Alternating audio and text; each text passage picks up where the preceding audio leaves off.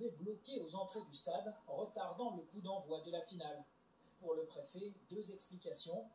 D'abord, les perturbations occasionnées par la grève de la RATP. Ensuite, un nombre conséquent de faux billets. Plusieurs milliers de supporters se sont présentés au point de préfiltrage, une part très importante d'entre eux étant démunis de billets ou porteurs de billets falsifiés. Ce sont sans doute 30 à 40 000 personnes qui étaient au-delà des 80 000 admissibles dans le stade dans cette situation. Au total, ce serait donc près de 120 000 personnes qui se seraient amassées autour de l'enceinte. Une surcapacité qui a obligé les forces de l'ordre à lever l'un des points de filtrage. Des centaines de jeunes en auraient alors profité, selon le préfet, pour semer le chaos. 300 à 400 jeunes issus des quartiers sensibles de Seine-Saint-Denis, profitant de la levée du point de filtrage, ont tenté de forcer le dispositif. Conséquence, le coup d'envoi de la rencontre avait été retardé de 36 minutes. Le préfet va saisir le procureur pour ouvrir une enquête sur la fraude massive aux faux billets. 6 minutes, effectivement. C'est 32 secondes. C'est très précis. Guillaume Fabre, on était tout à l'heure avec ce journaliste britannique qui était donc présent hier soir au Stade de France et qui nous disait en substance, ok, je veux bien reconnaître qu'il y avait peut-être des supporters qui n'avaient pas de billets ou qui avaient des faux billets, mais le problème pour moi, c'est que ceux qui en avaient ne se sont pas sentis protégés par les forces de l'ordre au moment des scènes de panique et au moment des attroupements. Oui, 2 fois, mais encore une fois, quelle est la cause, quelle est la conséquence?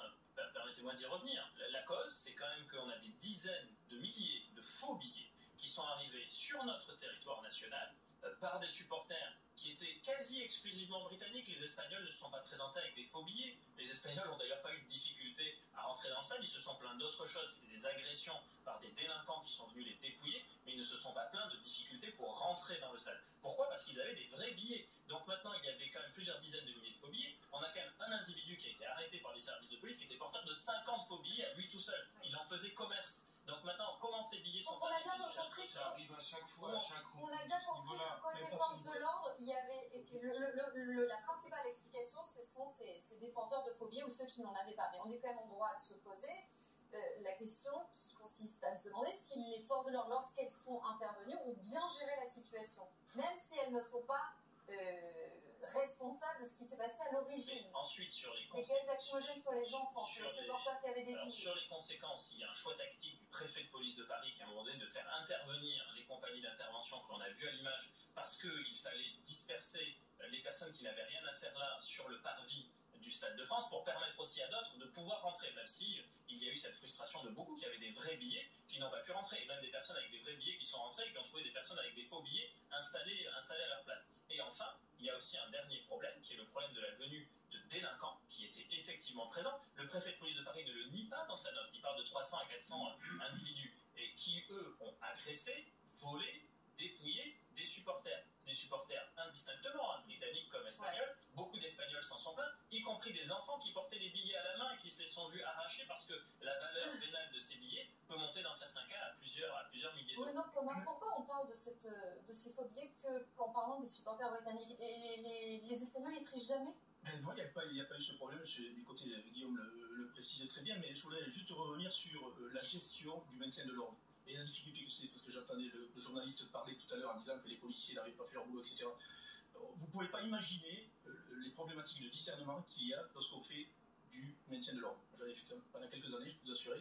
C'est pas du tout évident. Et lorsqu'on voit ce qu'on a vu tout à l'heure sur les images, c'est-à-dire des gens se faire gazer, c'est qu'à un moment donné, il y avait une situation qui devait permettre cette action de la part des forces de l'ordre et qu'on ne pouvait pas faire autrement. Et alors, effectivement, il y a toujours des dégâts collatéraux. Ouais.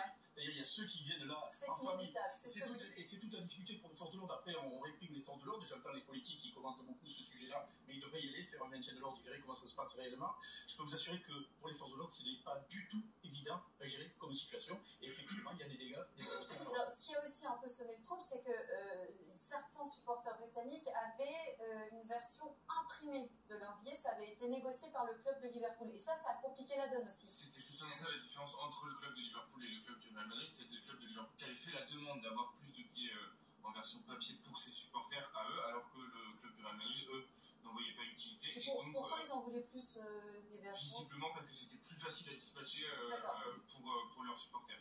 Et sauf qu'effectivement, un billet en version papier, il est beaucoup plus facilement falsifiable qu'un billet en version numérique qui ont toutes les protections au niveau data Et ils étaient contrôlés simplement au moment du dernier barrage, c'est-à-dire au niveau des grilles, ou dès le début? Le premier barrage est avec un contrôlé. appareil. Oui, effectivement, il y avait déjà un appareil qui était les agents de l'UEFA avec le policier à côté, contrôlait, et donc ça pipait effectivement sur les 2 barrages filtrants que moi j'ai passés. Parce qu'on a aussi parlé d'appareils défectueux, de tourniquets qui ne fonctionnaient pas. Au niveau des portiques, effectivement, il y a eu des tourniquets qui ne marchaient pas, il y a eu des scanners qui ne fonctionnaient pas, des scanners portatifs que décrit Nelson, beaucoup de stadiers n'en étaient pas pourvus, effectivement, donc c'était pas possible d'avoir ce type de contrôle en amont. Ils n'en ont pas tous. Exactement, et encore une fois, qui est responsable de discriminer un vrai billet d'un faux billet?